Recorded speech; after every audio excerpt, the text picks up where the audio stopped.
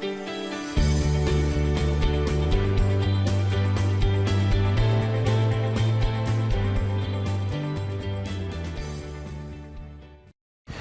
वालेकुम, welcome back. और देखिए मैं आज ही आ गया हूँ दोबारा, जैसे ही मुझे टाइम मिला। और आई नो कि टाइम कम है, हमें थोड़ा भागना है, इसलिए हम थोड़ा सा भागते हैं। सही है। हमने यहाँ ख़त्म की थी लास्ट वीडियो, जिन लोगों ने देख ली होगी, जो साथ चल रहे हैं मेरे ख्याल से चैप्टर नंबर 7 है, 6 है, आई थिंक ये चैप्टर नंबर 6 है। मैं इसको यहाँ से ऑलराइट, ओके, ठीक है। और ये ऑलराइट, चैप्टर नंबर 6 था वो लास्ट जो हमने ख़त्म किया था। अब हम चैप्टर नंबर 7 पर हैं और नाम आपके सामने है फ़िज़िकल एंड केमिकल प्रॉपर्टीज़। अब भाई फ़िज़िकल और केमिकल, अच्छा एक मिनट रुकिएगा, मैं ज़रा एक चीज़ चेक कर लूँ।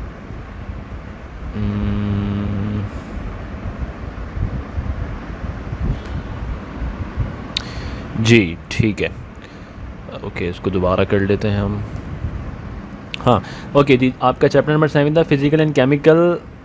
Actually it's not the properties, it's change. Physical and chemical change है चैप्टर का नाम, सही है। वैसे बात एक ही है, लेकिन the name of the chapter is physical and chemical change. अब आपको यहाँ पर ये दो डेमोस्ट्रेशन से अंदाज़ा हो गया होगा फ़िज़िकल चेंज क्या होता है और केमिकल चेंज क्या होता है। वेरी लॉजिकल, वेरी ईजी, ठीक है। कोई इसमें इतनी रॉकेट साइंस नहीं है, हमारे सामने की चीज़ें। कुछ चीज़ों में हम कंफ्यूज हो जाएं शायद, अभी मैं आगे कुछ एग्जांपल्स आएंगी आपके सामने। तो आगे जाने से पहले थोड़ा सा मैं आपको ये बता दूं, फ़िज़िकल चेंज वो चेंज होता है जो कि किसी भी मैटर की, यानी ये मैटर है ना, सही है, anything that occupy space and has a mass is known as matter, सही है। मैटर की जो है वो उसकी फ़िज़िकलिटी को चेंज कर दे, लेकिन उसकी कंपोजिशन सेम रहे, तो वो होता है फ़िज़िकल चेंज। लाइक अभी ये चॉप कर रहा है यहाँ पे, चॉप, ठीक है, ये जो है इसको लकड़ी को काट रहा है, तो ये कितना ही काट ले, इसका पूरा मुरब्बा बना दे, इसका चूरा बना दे, कुछ भी कर दे ये, लेकिन ये लकड़ी है इस फॉर्म में। और अगर इसका आप कह लेंगे बिल्कुल इसको पाउडर फॉर्म में कर दे, तब भी वो लकड़ी ही रहेगी, उसके एटम्स जो हैं वो वही रहेंगे, सेम। हाँ, चेंज हुआ, फिज़िकल चेंज हुआ, पहले इस फॉर्म में था, अब इसको मार मार के इतना वो किया कि वो छोटे छोटे पीसीस में हो गया या पाउडर फॉर्म में हो गया, तो ये एक फ़िज़िकल चेंज है। बाकी केमिकल चेंज के अंदर आप देखें, एक चीज़ कम्प्लीटली ये बर्न हो रही है लकड़ी, इसी लकड़ी को अगर मैं जला देता हूँ तो ये जलकर तो एक बिल्कुल ही नई चीज़ बन जाएगी, ठीक है। लकड़ी नहीं रहेगी, कोयला बन जाएगी, कोयले की एक अलग आप कह लें कि उसकी अलग प्रॉपर्टीज़ हैं, सही है। तो केमिकल चेंज में जो है ना, वो मैटर अपनी कम्प्लीटली हालत को चेंज कर लेता है और एक नया सब्सटेंस बना देता है। फॉर इंस्टेंस अभी मैंने आपको 2 एग्जांपल्स दे दिए, आगे चलते हैं। पहला एमसीक्यूज आपके पास आ रहा है, the change in a state is occurs but not its composition is called, ठीक है। अभी एक्सप्लेन किया मैंने, आंसर बता दो उसका। ये चारों एग्जाम्पल आपके सामने, क्या वो फिज़िकल चेंज है, क्या केमिकल चेंज है, क्या गैसवस चेंज है, क्या सबको मैं कहूँगा, ठीक है, सही है। कंपोजिशन चेंज नहीं हो रही, लेकिन उसकी स्टेट चेंज हो रही है, तो ये कौन सा चेंज कहलाएगा? और आप लोगों ने बिल्कुल सही जवाब दिया होगा, I believe, yes, it's physical change, ठीक है। ये कैन है, अभी फिज़िकली ऐसा है, इसको मैंने मोड़ तोड़ के करा के ऐसे कर दिया, तो ये अब भी कैन ही है। हाँ, इसकी फ़िज़िकल स्टेट चेंज हो रही है। पहले इसकी लेंथ इतनी थी और फिज़िकली थोड़ा सा ये ऐसा था, अभी इसकी लेंथ ऐसी हो गई, विड्थ थोड़ी ऐसी हो गई, और अभी ये बिल्कुल इतना सा हो गया है। तो फिज़िकली तो इसमें बहुत चेंज आया है, ये लेंथ में चेंज आया, मगर इसकी कंपोजिशन तो सेम ही रहेगी। मैं इसके एटम्स निकाल के चेक करूँगा तो वही टिन के एटम्स निकलेंगे वही, और मैं अगर इस कंडीशन में चेक करूँगा तब भी वही, ठीक है। तो कंपोजिशन सेम रहे और फिज़िकल स्टेट चेंज हो जाए, ऐसे चेंज को हम कहते हैं फिज़िकल चेंज। और भी इसमें चीज़ें अभी आगे आ रही हैं। ये ज़रा बताइए, एक बर्फ़ है आपके सामने, ये एक आइस क्यूब है, ये मेल्ट हो रहा है, तो मेल्टिंग ऑफ एन आइस ये क्या है, केमिकल चेंज है या फिज़िकल चेंज है? ज़रा हैमर करो अपने ब्रेन को, थोड़ा सा अपने ज़रा दिमाग के घोड़े दौड़ाओ, क्या हुआ, ये फिज़िकल चेंज हुआ या केमिकल चेंज हुआ? ठीक है, चलें आगे, आंसर सामने आने वाला है। Melting of an ice is a physical change, सही है। और जिन लोगों ने फिज़िकल चेंज सोचा था उन्होंने बिल्कुल सही सोचा था, ठीक है। भाई आइस जो है वो मेल्ट हो रही है, वो अपनी फिजिकलिटी चेंज कर रही है। अभी ये सॉलिड फॉर्म में था, अभी मेल्ट होके लिक्विड फॉर्म में आ गया, इसमें एक फिजिकल चेंज आया है। लेकिन अगर मैं आइस के मॉलिक्यूल्स निकालूंगा तब भी मुझे H2O का फार्मूला ही मिलेगा, और मैं जब लिक्विड फॉर्म में वाटर का मॉलिक्यूल चेक करूंगा तब भी मुझे H2O वाटर का ही फार्मूला मिलेगा। तो केमिकल कॉम्पोजिशन पे तो कोई कॉम्प्रोमाइज़ नहीं हुआ ना, केमिकल कॉम्पोजिशन तो सेम रही, फिजिकलिटी चेंज हो गई। So melting of an ice is a physical change. चलें आगे। ओके, अब आपसे पूछ रहे हैं the change that is permanent irreversible. ठीक है, आपसे क्या कह रहे हैं कि बताओ इन सारे चेंजेस में से वो कौन सा चेंज है जो कि परमानेंट होता है और इरिवर्सिबल होता है, उसको आप दोबारा से सही नहीं कर सकते, रिवर्ट बैक नहीं कर सकते। वो एक दफ़ा चेंज हो गया तो हो गया। क्या वो फिज़िकल है, क्या वो केमिकल है, क्या वो गैसुअस है? और अब तक की अगर डिस्कशन समझ में आ गई है तो आपको उसका जवाब भी आराम से समझ में आ गया होगा। The right answer is yes, chemical change. Chemical change को मैं रिवर्ट बैक नहीं कर सकता, नहीं कर सकता ना। मैं जली हुई लकड़ी को दोबारा उसी लकड़ी में जो पहले थी उसी फॉर्म में नहीं ला सकता ना, इर्रिवर्सिबल है। सही है, इर्रिवर्सिबल है, मैं उसको उसी कंडीशन के अंदर नहीं ला सकता दोबारा। तो ऐसा चेंज, अब आपको पता लग रहा है चेंजेस यानी फिज़िकल और केमिकल में डिफरेंसेस समझ में आ रहे हैं कि केमिकल चेंज जो है वो इर्रिवर्सिबल भी होता है। यानी एक ये कि उससे एक नई प्रोडक्ट बनती है, लकड़ी से कोयला बन गया, और दूसरी चीज़ ये कि वो जो लकड़ी से कोयला बना तो वो इर्रिवर्सिबल है, मैं दोबारा उस कोयले से वैसी ही लकड़ी उसी फॉर्म में रॉ फॉर्म में ऐसी वुड नहीं बना सकता। So that's the chemical change, या why not. Alright, let's move on. Okay, the change that release gas and change colour. ठीक है, आपसे वही पूछा जा रहा है कि उस चेंज का नाम बता दें जिसके अंदर कोई ना कोई गैस भी रिलीज़ हो रही है और उसका कलर भी चेंज हो रहा है। ठीक है, तो अगर आप लॉजिक लगाएंगे तो आपको इसका जवाब भी आ जाएगा। मैं आगे कर रहा हूँ। The right answer is chemical change. बिल्कुल, देखो केमिकल चेंज की कुछ खुसूसियात, ज़रूरी नहीं है सारी हों ये जो लिखी हुई नीचे, लेकिन कुछ ना कुछ ये होती हैं। अब फ़िलहाल हम एक ये केमिकल चेंज ले रहे हैं कि हमने एक वुड को बर्न किया, सही है, हमने जलाया एक लकड़ी को, तो पहली चीज़ तो ये कि वुड का कलर चेंज हुआ, वो ब्राउनिश या लाइट ब्राउनिश से ब्लैकिश में कन्वर्ट हुई, गैस प्रोड्यूस हुई, ऑब्वियसली इसमें से कार्बन डाइऑक्साइड निकल रही है बहुत ज़्यादा। ठीक है, टेम्परेचर चेंज हुआ, yes why not, temperature change हो रहा है क्योंकि एक बर्निंग प्रोसेस चल रहा है, एक कन्वर्जन हो रही है एक। ठीक है, न्यू मटेरियल फॉर्म हो रहा है, कौन सा, would say coal, energy release हो रही है, बिल्कुल एनर्जी रिलीज़ हो रही है क्योंकि टेम्परेचर रेज हो रहा है तो एनर्जी रिलीज़ हो रही है। तो अगर इन सारी चीज़ों में से 2-3 या सारी ये जो आप कह लेंगे कैरेक्टरिस्टिक्स किसी चेंज में आ रही हैं तो वो केमिकल चेंज है।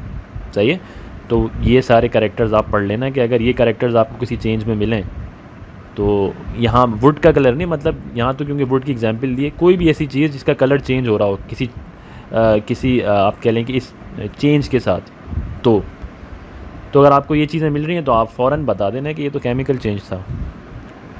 आगे बढ़ते हैं। ओके, ब्रीथिंग जो हम सांस लेते हैं वो, और लाइटिंग अ मैच, ये दोनों भी केमिकल चेंज हैं। सही है, मैं मैच जलाता हूँ यानी ये माचिस जलाता हूँ, अब इन मोहतरमा ने ये जला के ऐसे यूँ रखी हुई है। ठीक है, अब क्या होगा, ये पूरी की पूरी मैच स्टिक जो है वही बर्निंग वाली एग्जांपल है, जो है वो आप कह लें कि ख़त्म हो जाएगी और दूसरी फॉर्म में आ जाएगी। क्या मैं जली हुई माचिस को दोबारा न्यू माचिस में कन्वर्ट कर सकता हूँ? नहीं कर सकता। तो एक तरह से केमिकल चेंज जो है वो आप कह लें कि अच्छी चीज़ भी है, वरना लोग जली जलाए माचिस जो है ना उसी को दोबारा से कन्वर्ट कर लेते न्यू मैच में, और फिर ये इंडस्ट्री कैसे चलती। ठीक है, और देखो उसमें से गैस भी निकल रही है, इसमें से कुछ ना कुछ एनर्जी भी रिलीज़ हो रही है, और एक ही नई कंडीशन में आ रहा है ये इस फॉर्म से, और जो है वो ऐश फॉर्म के अंदर आ रहा है। ऐश मतलब राख बन जाती है। तो ये केमिकल चेंज के करैक्टरिस्टिक्स शो करा रहा है। ब्रीथिंग यानी हम जो सांस लेते हैं। अब सेलुलर लेवल के ऊपर क्या होता है जब हम सांस ले रहे होते हैं, मैं डिटेल में नहीं जाऊँगा, वैसे मज़े का टॉपिक है, कभी समझाऊँगा ये। ब्रीथिंग के अंदर क्या होता है कि जब हम सांस ले रहे होते हैं तो शायद पहले भी डिस्कस किया हो, जो फूड होती है वो फूड मॉलिक्यूल्स टूटते हैं, सही है, और वो कन्वर्ट होते हैं एडिनोसिन डाइफॉस्फेट में या एडिनोसिन ट्राइफॉस्फेट में, जो कि एनर्जी पैकेट्स हैं। तो एनर्जी रिलीज़ हो रही है। ठीक है, एनर्जी रिलीज़ हो रही है, और इसके एक्सचेंज के अंदर जब मैंने ऑक्सीजन ली तो मैं बाहर क्या चीज़ एक्सहेल करूँगा, कार्बन डाइऑक्साइड, तो गैस की रिलीज़ भी हो रही है। सही है, ठीक है, और एक फॉर्म जो है वो दूसरी फॉर्म में कन्वर्ट हो रही है, लाइक कार्बोहाइड्रेट्स जो है वो टूट के ग्लूकोज फॉर्म में कन्वर्ट हो रहे हैं। सही है, तो ये सारे चेंजेस आ रहे हैं, इसलिए ब्रीथिंग जो है ये एक केमिकल चेंज है। केमिकल चेंज को हम केमिकल रिएक्शन भी कहते हैं, ये इंटरचेंजेबल हैं। आपसे अगर कोई कहे केमिकल चेंज या आपसे कोई कहे केमिकल रिएक्शन, दोनों में कोई इतना फ़र्क नहीं है। सही है, आगे बढ़ रहे हैं। रस्टिंग ऑफ एन आयरन, लोहे का जंग लगना, लोहे को जंग लग गया, ये क्या है? ये क्या कोई फ़िज़िकल चेंज है या कोई केमिकल चेंज है या कोई गैसवस चेंज है, या मैं इसको सब कुछ कह दूँ? The right answer is it's a chemical change. ठीक है, ये एक केमिकल चेंज है बिकॉज़ ये एक परमानेंट चेंज है। आप जंग लगे हुए लोहे को वापस से ज़बरदस्त किस्म के न्यू ब्रांड लोहे में नहीं कन्वर्ट कर सकते ना, परमानेंट चेंज हो गया ना। परमानेंट चेंज हो गया तो फिर केमिकल चेंज हो गया।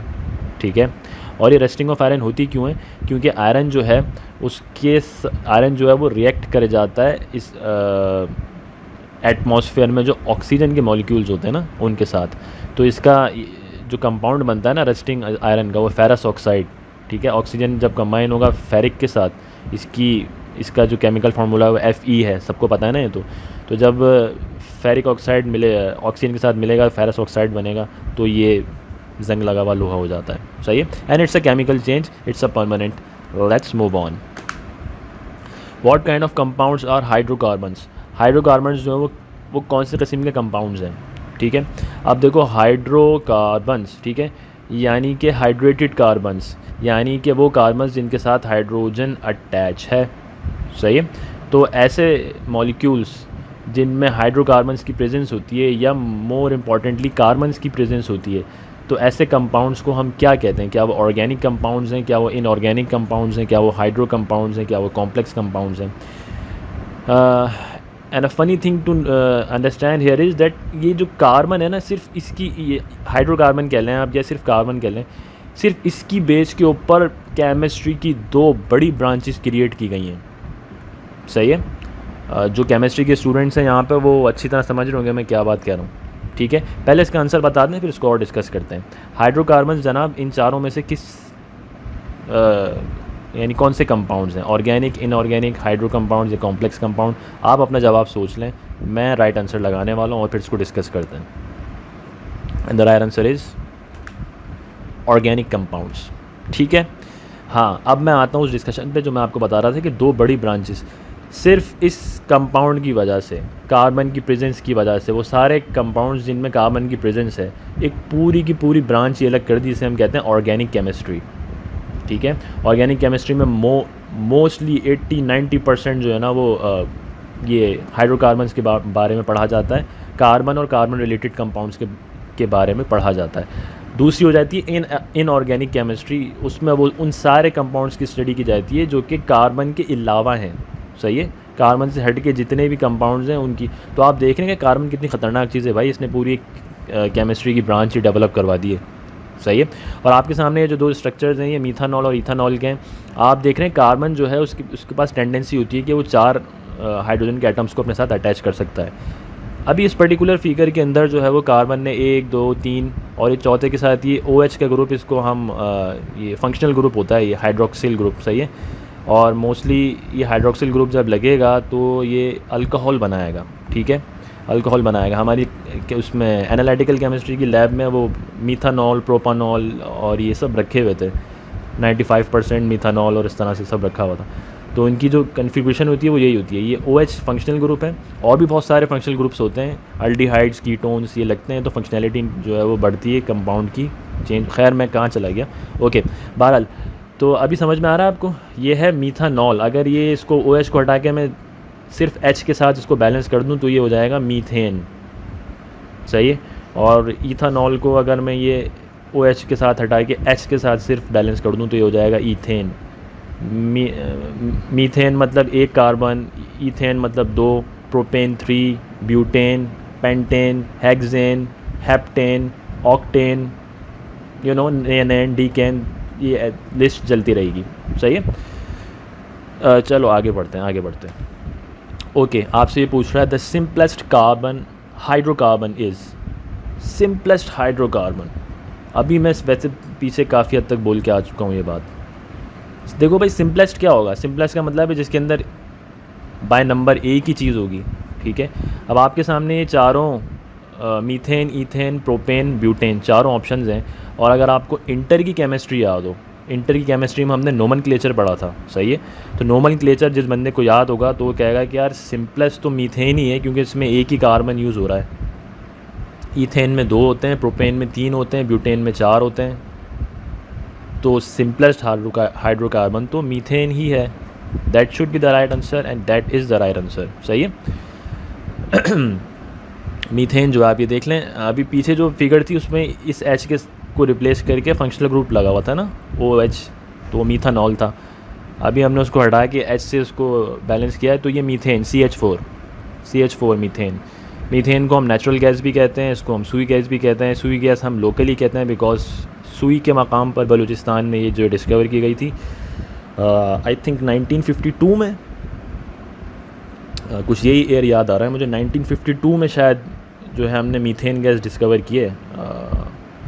1950 में लियाकत अली ख़ान की असैसिनेशन हुई है उसके, हाँ 1952 में ही की है। आप लोग खैर कंफर्म कर लेना गूगल पे कि सुई गैस कब डिस्कवर हुई, क्योंकि इस तरह के क्वेश्चंस भी आ जाते हैं, ठीक है। तो methane is the simplest form of hydrocarbon. Let's move on. Which gas is used when fuel is burn? Actually it's not the used, which gas is evaporated होगा। खैर मैं आपको उसका मतलब समझा दूँ। पूछना ये चाह रहे हैं कि जब फ्यूल बर्न होता है तो कौन सी गैस जो है वो एवोपोरेट होती है मोस्टली, सही है। क्या वो मीथेन गैस होती है, क्या कार्बन डाइऑक्साइड, क्या ऑक्सीजन, क्या nitrogen? And the right answer is carbon dioxide. जब हम फॉसिल फ्यूल्स जो होते हैं ना, सही है, फॉसिल फ्यूल्स से मतलब ये पेट्रोल और ये हाइड्रोकार्बन्स जितने भी हैं, कोल हो गया, पेट्रोल हो गया, इनको जब हम बर्न करेंगे तो मोस्टली कार्बन डाइऑक्साइड जो है ना वो एटमॉस्फेयर में जाती है। और यही तो कार्बन डाइऑक्साइड है जो कि एक मेन ग्रीन हाउस गैस है जिसकी वजह से ग्लोबल वार्मिंग हो रही है। इस पे मेरा आपसे वादा है ग्रीन हाउस गैस पे, पहले मैं डिस्कस कर चुका हूँ ये चीज़ आपसे। लेकिन ग्रीन हाउस गैस, इसकी तबाहकारियाँ दुनिया क्या कर रही है इसके बारे में, और हमें क्या करना चाहिए, इन सब चीज़ों।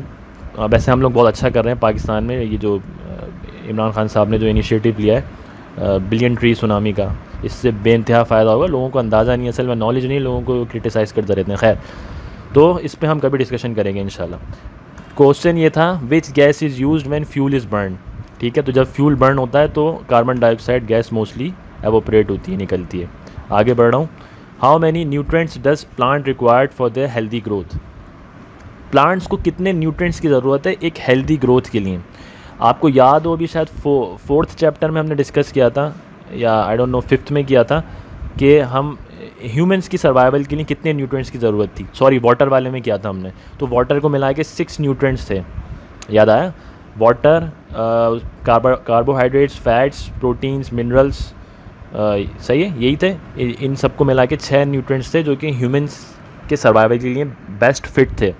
यहाँ पे आपसे प्लांट के लिए पूछा जा रहा है कि भाई प्लांट को कितने रिक्वायर्ड हैं। आपने ह्यूमन का तो कर लिया हिसाब किताब, तो क्या 15 न्यूट्रिएंट्स रिक्वायर्ड हैं, क्या 16, क्या 17, क्या 18? How many nutrients does plant required? आप अपना आंसर सोच लो, मैं राइट आंसर लगाने वाला हूँ। And the right answer is 16 nutrients, ठीक है। एक प्लांट को अच्छा ग्रो करने के लिए 16 न्यूट्रिएंट्स की ज़रूरत होती है। Common elements in all fertilizers are, और वो हम फिर फर्टिलाइज़र्स जो है वो उसके अंदर जो है वो फर्टिलाइज़र जो है उसमें देते हैं, आप कह लेंगे क्या कहते हैं इसको, खाद कहते हैं जी। उसके अंदर ये सारी होती हैं, और कॉमन जो न्यूट्रिएंट्स होते हैं वो कार्बन, हाइड्रोजन, ऑक्सीजन है। इसके अलावा NPK जिसे हम बोलते हैं nitrogen, potassium, nitrogen, potassium and phosphorus, NPK, इनकी भी जो है ना मिक़दार जो है वो रखी जाती है। तो वो इन 16 न्यूट्रिएंट्स के अंदर ही शामिल हैं। तो याद रखिएगा प्लांट्स जो हैं वो 16 न्यूट्रिएंट्स उनको ज़रूरत है। तो ठीक है, प्लांट्स के बारे में समझ में आया, हमें आगे चल रहे हैं। Okay, chemical change that converts vegetable oil into fats is called, ठीक है। एक चीज़ तो हमें पता लगी कि वेजिटेबल ऑयल को हम फैट में जब कन्वर्ट करेंगे तो वो एक केमिकल चेंज है, क्योंकि दोबारा फैट से मैं वेजिटेबल ऑयल नहीं बना सकता, इरिवर्सिबल प्रोसेस है। और इसमें एनर्जी भी कंज्यूम होती है, इसमें एक कैटलिस्ट की भी ज़रूरत पड़ती है। चलो मैं आगे आगे आ रही हैं ये चीज़ें। लेकिन ये कह रहा है कि भाई वो केमिकल चेंज तो है, लेकिन केमिस्ट्री की फॉर्म के अंदर वो क्या चीज़ है? क्या कार्बोनेशन यानी उसमें कार्बन डाइऑक्साइड की एडिशन हो रही है? क्या हाइड्रोजनेशन, क्या उसमें हाइड्रोजन की एडिशन हो रही है? क्या सल्फ्यूरेशन, क्या उसके अंदर सल्फ़र ऐड किया जा रहा है? क्या वो हेलोजिनेशन है? यानी हेलोजिनेशन तो खैर एक प्रोसेस है जिसमें सॉल्ट वगैरह बनते हैं, सही है। ये सॉल्ट की फॉर्मेशन जो होती है ना, ये हेलोजिनेशन प्रोसेस में आती है। तो खैर ये तो यहीं ख़त्म हो गया, सॉल्ट की तो कोई इन्वॉल्वमेंट है ही नहीं इसमें। तो इन तीनों में से क्या कार्बोनेशन हो सकती है? क्या कार्बन वगैरह ऐड हुआ है उसमें? क्या हाइड्रोजनेशन हो सकती है? क्या हाइड्रोजन की एडिशन की वजह से वेजिटेबल ऑयल जो है वो फैट्स में कन्वर्ट हो गया? क्या सल्फ्यूरेशन है? कोई सल्फ़र ऐड किया हमने जिसकी वजह से वेजिटेबल ऑयल फैट्स में कन्वर्ट हो गया? जिसको पता है उसको मेरा सलाम, जिसको नहीं पता उसके लिए राइट आंसर आ रहा है हाइड्रोजनेशन, सही है, हाइड्रोजनेशन। अब देखो ये आपके सामने ये जो है इक्वेशन कोशिश की थी मैंने बनाने की, सही बनी नहीं, ये एरो इस तरह से बन गया। अच्छा, वेजिटेबल ऑयल, इसके साथ में जब हाइड्रोजन ऐड करूँगा, ये है हाइड्रोजनेशन, एडिशन ऑफ हाइड्रोजन। इस वेजिटेबल ऑयल को मैं एक ख़ास प्रोसेस के थ्रू हाइड्रोजन इस पर जब ऐड करूँगा तो ये हाइड्रोजन इसकी फ़िज़िकलिटी को चेंज करना शुरू करेगी और केमिकल रिएक्शन स्टार्ट करेगी, फ़ैट में जो है वो कन्वर्ट होना शुरू होगा ये। लेकिन ये हाइड्रोजन सिर्फ अकेले काम नहीं करती, इसके लिए कैटलिस्ट की भी ज़रूरत होती है। और यहाँ पर मोस्टली निकल यूज़ हो रहा है एज अ कैटलिस्ट। कैटलिस्ट क्या होता है? किसी भी रिएक्शन को स्पीड अप कर देता है, तेज़ कर देता है, सही है। और एंड में जो फ़ैट बनता है, जैसे हम बनास्पति घी भी कहते हैं, ये वही फ़ैट है, सही है। इससे रेलेवेंट पिक्चर मुझे नहीं मिली थी, ये वेजिटेबल से ही कुछ चीज़ एक्सट्रैक्ट होके घी में बन रही है। तो ये इंडस्ट्रियल लेवल पर ही प्रोसेस होता है, ये हाइड्रोजनेशन होती है इसके अंदर, सही है। आगे बढ़ रहे हैं। Okay, a substance date lies somewhere between liquid and solids is called. ठीक है, आपसे ये पूछा जा रहा है कि जनाब ऐसा सब्सटेंस जो कि ना तो लिक्विड है और ना ही सॉलिड है, लाइज समवेयर बिटवीन दैम, इनके बीच की ही कोई चीज़ है, ठीक है। ना वो लकड़ी की तरह हार्ड सॉलिड है, ना वो पानी की तरह बिल्कुल आप कह लें कि लिक्विड है, समवेयर बिटवीन, ठीक है। तो उसे हम क्या कहते हैं? Polymer, monomer, enantiomers, all of them. Enantiomers तो बेसिकली मैं आपको यहाँ बताऊँ इस चीज़ का या नहीं बताऊँ, सेंस वैसे बन नहीं रहा, चलें छोड़ें अभी। पॉलीमर्स या मोनोमर्स में से हो सकता है, ठीक है। इनैंशियोमर्स में जो है ना, असल में वो मिरर इमेजेस देखते हैं, लाइट कितनी डिग्री पे लाइट, चलें छोड़ें इसको। पॉलीमर्स और मोनोमर्स में से ये दो हो सकते हैं, ठीक है। क्वेश्चन देख लो दोबारा। A substance date lies somewhere between liquid and solid is called, ठीक है। लिक्विड और सॉलिड के दरमियान का कोई एक सब्सटेंस है जनाब, उसको बता दें, उसको क्या कहते हैं? पॉलीमर या मोनोमर, इन दोनों पे ही फोकस करो फिलहाल। And the right answer is polymer, ठीक है। पॉलीमर्स वो सब्सटेंसेस होते हैं जो कि somewhere between solid and liquid, ठीक है। जैसे जो बायोलॉजी के स्टूडेंट्स हैं या फिजियोलॉजी जिन्होंने पढ़ी हुई है या एनाटॉमी जिन्होंने पढ़ी हुई है, आपको पता होगा कि कार्टिलेजिस जो होते हैं, कार्टिलेजिस को हम कहते हैं कि कार्टिलेजिस ना बोन्स हैं और ना ही मसल्स हैं, they lie somewhere between muscles and bones. ना ही ये मसल्स की तरह बिल्कुल सॉफ्ट है, ना ही ये बोन्स की तरह जो है बिल्कुल सख्त हैं, ये बीच की चीज़ है जिसे हम कार्टिलेज कहते हैं, जिसे हम आम ज़बान में कहते हैं कुरकुरी हड्डी जो होती है ना, कुरकुरी हड्डी जिसको हम खा भी लेते हैं, ठीक है। तो वो समवेयर बिटवीन। इसी तरह से पॉलीमर्स जो हैं वो, उनको भी हम कहते हैं कि ये पॉलीमर्स से बने हुए जो सब्सटेंसेस होते हैं वो ना तो सॉलिड होते हैं ना ही लिक्विड होते हैं, वो बीच की कोई चीज़ होती है। प्लास्टिक इसकी एक सबसे क्लासिकल एग्जांपल है। लाइक मैं ये अगर प्लास्टिक का ढक्कन उठा के मैं हाथ में अपने थोड़ा सा मोल्ड करूँगा, आराम से कहीं ना कहीं मुड़ जाएगा ये, सही है। मेलेबल होता है ये, सॉफ्ट होता है, मेलेबल होता है। तो ना पानी की तरह बिल्कुल सॉफ्ट है, ना जो है वो लोहे की तरह बिल्कुल हार्ड है, सॉलिड है, somewhere between solid and liquid. And plastic is the best example. तो हम ऐसे सब्सटेंसेस को पॉलीमर्स कहते हैं। Okay, chapter number 8, transmission of heat. और ये क्या कर रही है? ये हीट से बच रही है, आई डोंट नो। ओके, जो भी कर रही है, हम आगे चलते हैं, ठीक है। How many modes are there of heat transference. Heat जो है यानी कि हिद्दत, हिद्दत हरारत, उसकी ट्रांसफरेंस की बात हो रही है, ठीक है, यानी उस वो ट्रांसमिट कर जाती है। और ये तो नेचुरल, अभी इसमें बात करता हूँ आगे। हीट के अंदर ही एबिलिटी है कि वो ट्रांसफ़र करती है भाई, लाजमी करती है। अभी जैसे ही रेलेवेंट एमसीक्यूज़ आता है तो फिर मैं आपको बताता हूँ। ये आपसे पूछ रहा है कि वो हीट की ट्रांसफरेंस के मोड्स बता दें, कितने तरीक़ेकार हैं जिनके ज़रिए हीट जो है वो ट्रांसफ़र हो जाती है बॉडीज़ के अंदर। 3, 4, 5, 6 and the right answer is 3। ठीक है, 3 तरीक़े हैं जिसकी जो कि ऑब्ज़र्व किए गए, जिनकी बेस में पता लगा कि अच्छा इन 3 तरीक़ों से हीट जो है वो ट्रांसफ़र हो रही होती है। एक तो रेडिएशन है, एक कंडक्शन है, एक कन्वेक्शन है, ठीक है। कुछ यहाँ पर आपको उसकी एग्जांपल्स भी नज़र आ रही हैं। देखो कंडक्शन जो है ना वो किसी मीडियम के थ्रू आएगी, लाइक ये जो रॉड है ना, मैं इसको अगर रखूँगा यहाँ पर आग पे रखूँगा तो हीट कंडक्ट होती हुई मुझे जो है फ़ील होगी, यहाँ तक पहुँच जाएगी हीट, ये कंडक्शन के थ्रू आ रही है, सही है। और कंडक्शन हमेशा याद रखना सॉलिड्स में ही होती है। रेडिएशन क्या है जनाब, ये हीट जो है ना इसकी मुझे हरारत नहीं आ रही बल्कि वेव्स फॉर्म के अंदर, ये रेडिएशन फॉर्म के अंदर मुझे यहाँ तक पहुँच रही है। और कन्वेक्शन के अंदर कुछ हवाओं का अमल दखल भी होता है, एयर के ज़रिए जो हीट पहुँच रही है ना, आ रही समझ बात, वो कन्वेक्शन का प्रोसेस है। तो एक छोटा सा मैंने डिफ़ाइन कर दिया, आगे चल रहे हैं। Okay, losing and gaining of heat due to difference in temperature is called. सही है, आपसे पूछा जा रहा है कि हीट का लूज़ होना और दूसरे सब्सटेंस का हीट को गेन करना ये टेम्परेचर के डिफरेंस की वजह से होता है। क्यों हीट जो है ट्रांसफ़र होती है एक बॉडी से दूसरी बॉडी में? अल्लाह ताला ने ना इसके अंदर ऐसी चीज़ डेवलप की है कि अगर एक चीज़ बहुत ही ज़्यादा गर्म है ना तो वो गर्म नहीं रह सकेगी, वो हीट उसकी वहाँ से निकल के उस पॉइंट पे दूसरी बॉडी के अंदर ट्रांसफ़र होना शुरू करेगी, अनलेस अनटिल कि उन दोनों बॉडीज़ का टेम्परेचर जो है ना वो मेंटेन हो जाए, इक्विलिब्रियम में आ जाए। तो यही हीट गेन और हीट लॉस है। तो ये हीट गेन और हीट लॉस जो होता है क्योंकि टेम्परेचर का डिफरेंस आ जाता है ना, एक जगह पे बहुत ज़्यादा गर्मी है, दूसरी जगह उसी के साथ दूसरी बॉडी में बिल्कुल भी गर्मी नहीं है, तो अगर मैं उसको उसके साथ रख दूँ तो वो हीट गर्म बॉडी से ट्रांसफ़र होकर उस कोल्ड बॉडी में जाएगी। अभी मैं इसको और एक्सप्लेन करता हूँ। तो क्या कहते हैं इसको, इस फिनोमेना को क्या कहते हैं? Transference of heat, transmission of heat, power of heat, energy of heat. अब देखो एनर्जी ऑफ हीट तो कुछ भी नहीं होता क्योंकि हीट तो खुद एक एनर्जी की फॉर्म है, तो ये ख़त्म हो गया। पावर ऑफ हीट क्या होता है?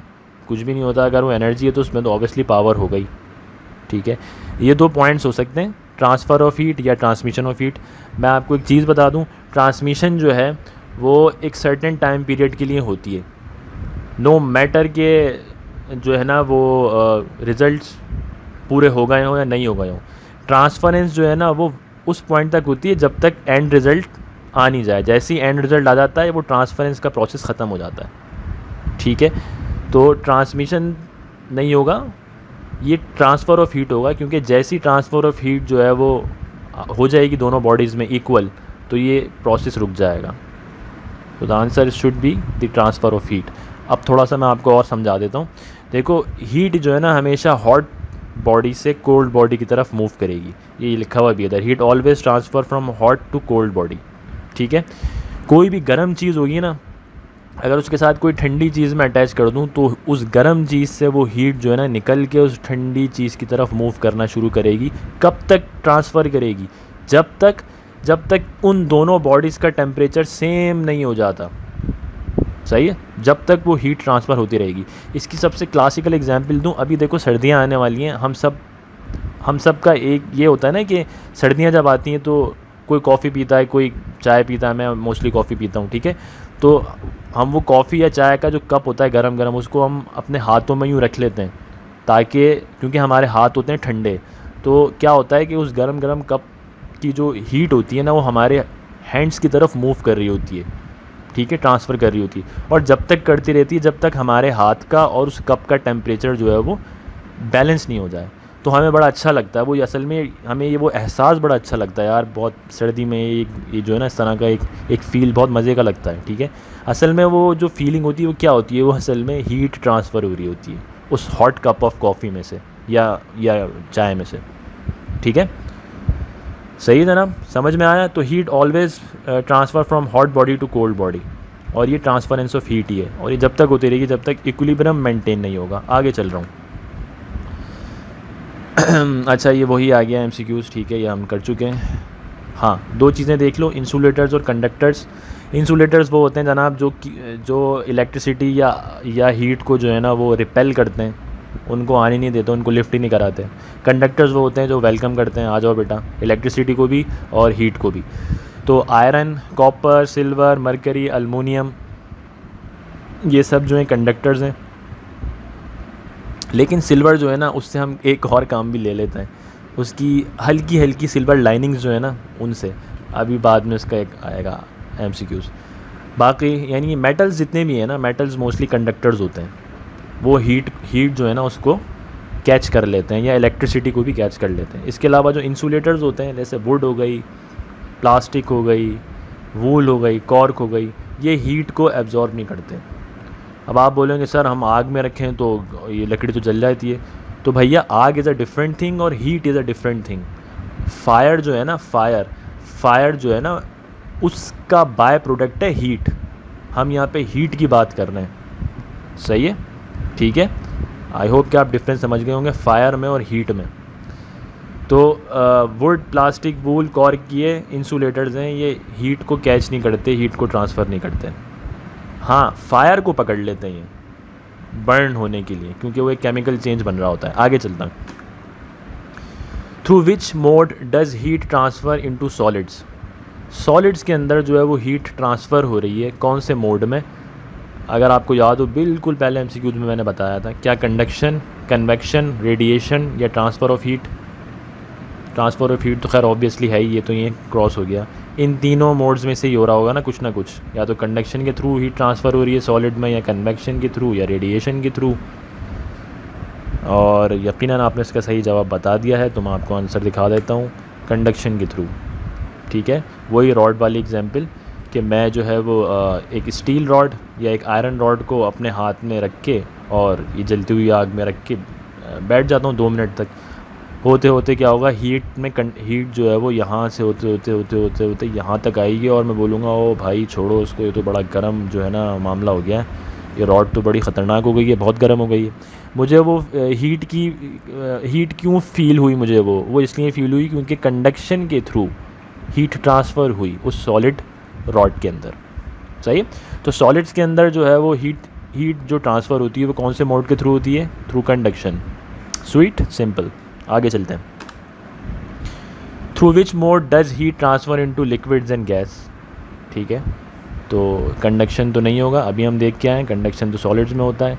ट्रांसफ़र ऑफ हीट भी नहीं होगा, ये तो एक फिनोमेना है, लूजिंग और गेनिंग ऑफ हीट, और उसका जो बैलेंस होता है उसमें कन्वेक्शन या रेडिएशन हो सकता है, इन दोनों में से। The right answer is convection. जी जनाब, गैसेस के अंदर या लिक्विड के अंदर जो हीट की ट्रांसफरेंस होती है वो कन्वेक्शन होती है। ये एक एटमॉस्फेरिक पिक्चर है, ये वैसे मैंने क्योंकि मुझे मिल नहीं रही थी, इसमें बड़ी समझाने की चीज़ें हैं, लेकिन अभी हमारा टॉपिक नहीं है वो। ठीक है, कन्वेक्शन का, कि हमारा जो एटमॉस्फेयर है ना, इसके अंदर जो गर्म हवा और ठंडी हवा जो चल रही होती है वो इसी कन्वेक्शन की वजह से चल रही होती है। ठीक है, अभी फ़िलहाल आगे बढ़ते हैं। Okay, in evening the cool breeze runs from land to sea is called. शाम के अंदर क्या होता है कि जो है ना वो ठंडी ठंडी हवाएं चलती हैं लैंड की तरफ और वो सी की तरफ जाती हैं, उनको हम क्या कहते हैं? क्या हम उनको सी ब्रीज़ कहते हैं, क्या उनको हम लैंड ब्रीज़ कहते हैं, क्या उनको हम हैवी ब्रीज़ कहते हैं, क्या उनको हम लाइट ब्रीज़ कहते हैं? ये मेमोरी बेस्ड क्वेश्चन है, इसको भी याद रख लें। इवनिंग में जो कूल ब्रीजेस चलती हैं फ्रॉम लैंड टू सी, उनका नाम होता है लैंड ब्रीज़। ठीक है, लैंड ब्रीज़। थोड़ा सा मैं आपको ये बता देता हूँ कि होता क्या है कि जो अर्थ है ना वो जब सुबह सूरज जो है वो अपनी रेडिएशंस देता है, अपनी जो सनरेज़ दे रहा होता है, हीट इसमें से आ रही होती है, तो ये जो लैंड है ना हमारी ज़मीन, ये फ़ौरन गर्म हो जाती है। और जैसी ये गर्म होती है, ये ख़ासियत है इसकी ज़मीन की, ये जैसी ये हीट लेती है, गर्म होती है, तो इसके ऊपर की जो एटमॉस्फेरिक लेयर है ना हवा की, वो फ़ौरन वार्म हो जाती है। तो इसलिए हमें सुबह जो है हवाओं में गर्मी महसूस हो रही होती है। अच्छा, सुबह में समंदर में क्या हो रहा होता है, समंदर में पानी की ये है कि पानी पहले एब्जॉर्ब करता है अच्छी तरह वाटर, है ना, हीट को, और उसके बाद फिर आहिस्ता आहिस्ता जो है रिलीज़ करता है। तो ये पूरे दिन पानी जो है ना एब्जॉर्ब करता रहता है हीट को, तो इसीलिए ये जो है ना हीट को फेंकता नहीं है, सिर्फ एब्जॉर्ब कर रहा होता है। तो इसलिए सुबह के टाइम जो है समंदरों में या दरियाओं के जो आसपास जो हवा होती है वो हमें ठंडी थोड़ी फील होती है। लेकिन रात में प्रोसेस चेंज हो जाता है। रात में क्या होता है कि लैंड जो है ना उसने अपनी सारी की सारी हीट तो फेंक चुकी होती है लैंड, तो ऊपर की जो हवा होती है ना वो ठंडी हो जाती है, तो ये लैंड ब्रीज आ गई। लेकिन अब क्या होता है कि जो समंदर है ना, ये अब अपनी हीट निकाल रहा होता है रात में आहिस्ता आहिस्ता, क्योंकि पूरे दिन इसने हीट एब्जॉर्ब की होती है। तो समंदर की तरफ की जो हवाएं होती हैं ना रात को, वो थोड़ी सी वार्म हो जाती हैं। सही है। मैंने कोशिश की है समझाने की कि एक अलग पूरा टॉपिक है कन्वेंशन ये एटमॉस्फेरिक का, कभी इस पर इंशाल्लाह बनाएंगे। फ़िलहाल अभी इन चीज़ों को याद रखें, आगे चलते हैं। आपसे कह रहे हैं the continuous and the direct movement of sea water is called, हाँ very very very important. Sea water जो है ना उसकी बड़ी एक कंटिन्यूस और आप कह लें कि डायरेक्ट मूवमेंट हो रही होती है लॉन्गिट्यूड और लैटिट्यूड फॉर्म के अंदर। उसको हम क्या कहते हैं, कंटिन्यूस, यानी कि मुसलसल, और डायरेक्टेड मूवमेंट, एक उसकी डायरेक्शन क्रिएट हो जाती है सी वाटर की, उसको हम क्या कहते हैं, स्ट्रूम्स, लैंडस्लाइडिंग, हुरिकेन्स, ओशियन करंट्स। अब भैया स्ट्रूम्स तो आपको पता है तूफ़ान आते हैं, समंदरों में भी आते हैं, लेकिन वो कंटिन्यूस नहीं होते हैं और उनकी डायरेक्शन हमेशा एक जैसी नहीं होती। लैंडस्लाइडिंग का यहाँ पे कुछ बनता ही नहीं है। लैंडस्लाइडिंग तो फिर लैंड की बात आ गई, या आप कह लेंगे वो जो बड़े बड़े पहाड़ होते हैं वहाँ से जो स्लाइडिंग हो रही होती है। हुरिकेन्स तो उनको कहते हैं ना, ये जो हवाओं के जो बहुत बड़े बड़े से आते हैं, ये पानी में भी आते हैं, ये तो ये भी नहीं है। Ocean current should be the right answer, yes ocean current is the right answer. और मैं आपको ये मूवमेंट्स दिखा दूँ, अगर मैं थोड़ा सा इसको जूम करूँ, जी ये आप देख रहे हैं, ओके आप ये देख रहे हैं, ये मेरे ख्याल से पैसिफिक ओशन है इस तरफ, ठीक है, हाँ ये साउथ पैसिफिक आ गया, ठीक है, ये पैसिफिक ओशन है। आप ये देख रहे हैं, ये इसकी मूवमेंट आई और ये यहाँ से यूँ मूव करके यूँ चला गया, और ये मूवमेंट चलती रहेगी इस तरह से। फिर ये पूरा एक ओशन करंट है, पूरा ओशन करंट है ये।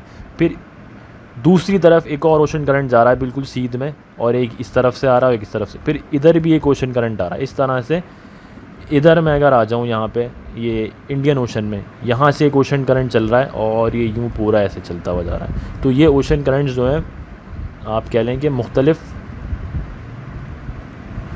ओशंस के अंदर जो हैं ये हो रहे होते हैं। नॉर्थ पैसिफिक में हो रहा है, इधर साउथ पैसिफिक में हो रहा है। एग्ज़ाम्पल देनी तो नहीं चाहिए, लेकिन मुझे एक एग्ज़ाम्पल इसकी ये याद आ रही है कि पहले ज़माने में जो, बल्कि अब भी शायद करते हो, पहले ज़माने में जो चोर होते थे, सही है, और जो स्मगलर्स होते थे और जो किलर्स होते थे, वो क्या करते थे, वो डेड बॉडीज़ को या इस तरह का स्मगलिंग का जो माल है ना उसको, वो बड़े स्मार्ट होते थे, उनको पता होता ओशन करंट कहाँ जा रहा है, तो वो ओशन करंट के अंदर उस बॉडी को फेंक देते थे।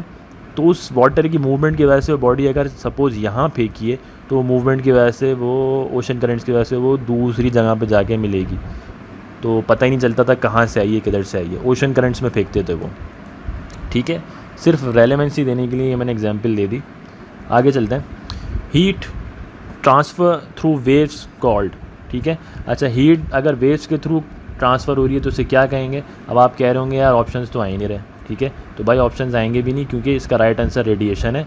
और आपको समझ में आ गया होगा, अभी 10 बार तुमने डिस्कस किया है पीछे, सही है, ठीक है। क्वेश्चन ये था, heat transfer through wave is called, and the answer is radiation. यानी वेव्स के थ्रू, ये जो सन जो हमें हीट दे रहा है ना, ये जो हमें हीट आ रही है, असल में सन तो लाइट फेंक रहा है यहाँ पे, उस लाइट से जो है ना हीट रेडिएशंस निकल रही हैं वेव फॉर्म के अंदर। ये आप देख रहे हैं वेव फॉर्म, इससे ज़्यादा अच्छी रिप्रेजेंटेशन हो नहीं सकती इस सवाल की। ये सन और ये अर्थ और ये हीट आ रही है वेव्स फॉर्म के अंदर, ठीक है, और इनको किसी मीडियम की ज़रूरत नहीं होती। लाइक बस ये डायरेक्ट जो है ना, जैसे हम कंडक्शन के प्रोसेस के अंदर जब तक आयरन रॉड में नहीं रखूँगा, आयरन रॉड एक मीडियम हो गया ना, तो मुझे कंडक्शन के प्रोसेस का पता नहीं लगेगा। इसी तरह से रेडिएशन में कोई ज़रूरत नहीं होती है, वो रेडिएशन खुद ही आ रही होती है वेव सूरत के अंदर, सही है, ट्रांसफ़र हो रही होती है। तो वेव फॉर्म के अंदर अगर हमें हीट मिले तो हम कहेंगे कि वो रेडिएशन के थ्रू आ रही है। आगे चलते हैं।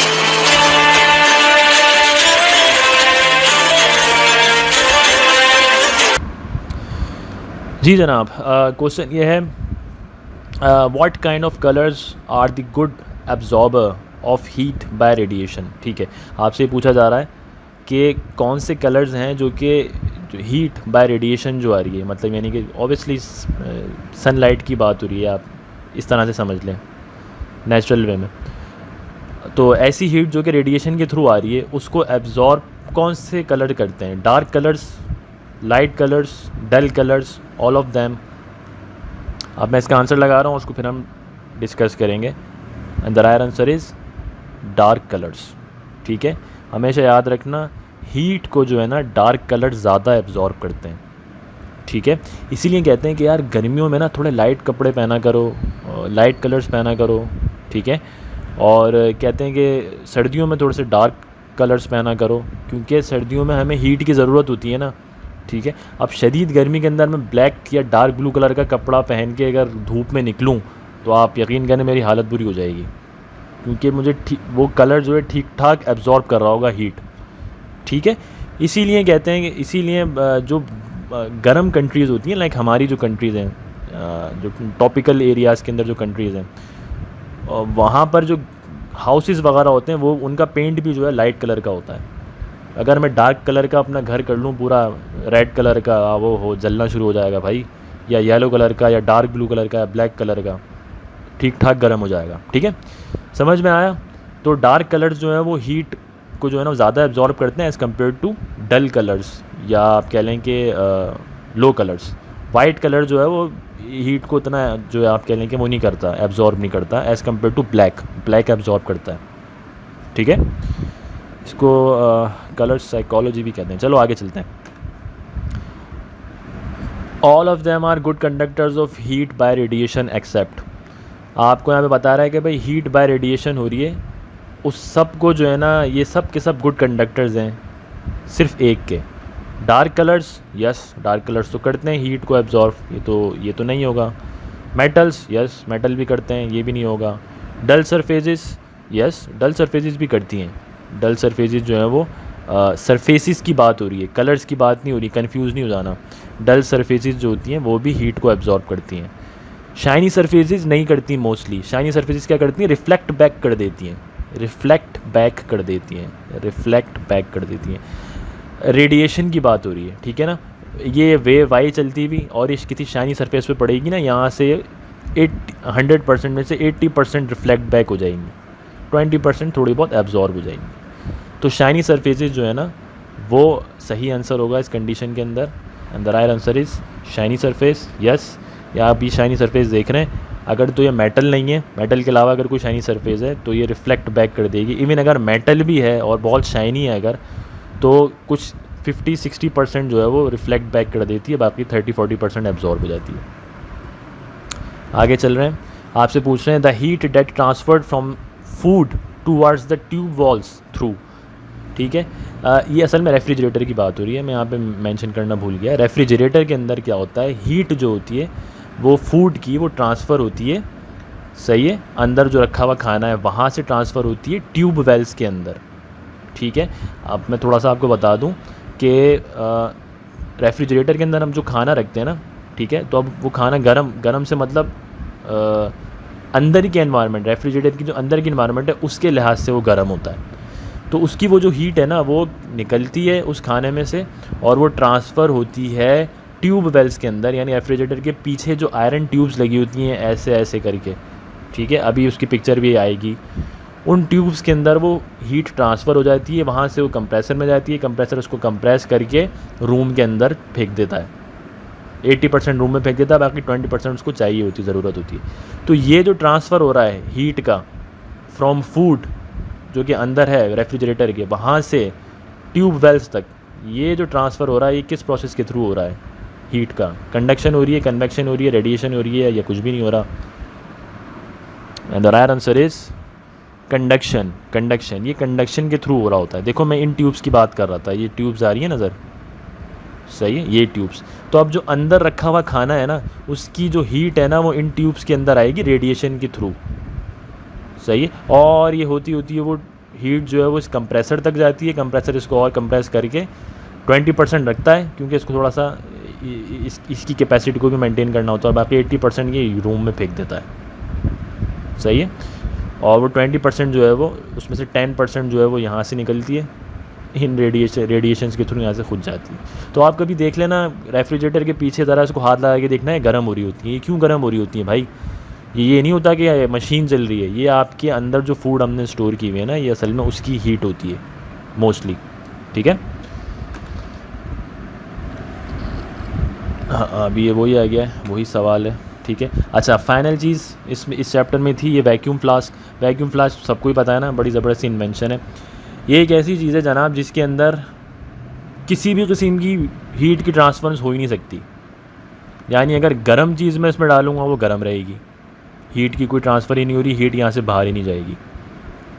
मैं कोई ठंडी चीज़ डालूँगा तो वो ठंडी रहेगी, बाहर से कितना ही माहौल गर्म हो वो हीट अंदर नहीं आएगी। क्यों? क्योंकि इसको इंजीनियर्ड ऐसा किया हुआ है कि इन्होंने यहाँ पर एक सिल्वर सरफेस लाइनिंग लगाई हुई है हल्की सी।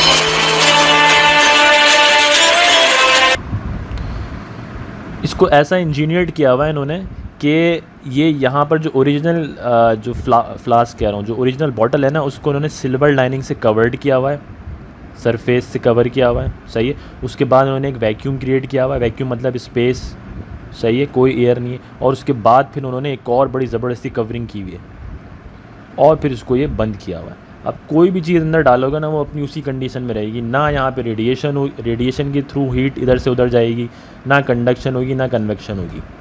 तो ये वैक्यूम फ्लास्क बड़ी ज़बरदस्त चीज़ है। ठंडी चीज़ ठंडी रहेगी, गर्म चीज़ गर्म रहेगी, ठीक है। ना हीट इधर जाएगी ना हीट इधर जाएगी, यानी ट्रांसफरेंस ऑफ हीट रोक दी हमने इस इंजीनियरिंग की वजह से।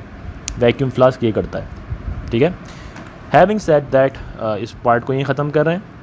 बहुत जल्द आपसे नई वीडियो में भी मिल रहा हूँ इंशाल्लाह, और कुछ उर्दू की वीडियोज़ भी लगा रहा हूँ, ठीक है। अपना बहुत सा ख्याल रखिएगा, इस चैनल को जो है फैलाते रहिए, सब्सक्राइब करते रहिए, और मिलते हैं इंशाल्लाह। अपना बहुत ख्याल रखिएगा सब। अल्लाह हाफ़िज़।